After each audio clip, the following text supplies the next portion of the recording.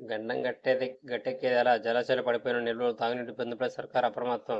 జల్లంపల్లి నుంచి నీళ్లు తోడేందుకు అత్యవసర ఏర్పాట్లు. గోదావరిలోకి రోడ్డు నిర్మాణం, పంపులు సిద్ధం. సాగర్ నుంచి ఎత్తిపోతలకు అదే తరహా కార్యాచరణ.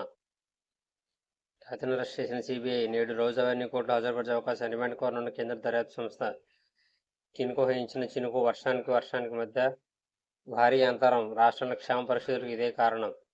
మీరు కొట్టే దెబ్బకు జగన్ అదిరిపోవాలి. 5 ఏళ్ల నరకానికి సంక్షోభం తగ్గించేద్దాం. ఎస్సీ ఎస్టీ మైనారిటీలకు డిక్లరేషన్ తెస్తాం. అంబాజీపేట ప్రజాగతి సభలో తేదీ 10 చంద్రబాబు. ప్రజలు గెలవాలంటే ఓటు చేరకూడదు. జనసేన పోటీలో లేని చోట ఆ ఓటు తేదీ పడాలి. జనసేన అధ్యక్షుడు పవన్ కళ్యాణ్.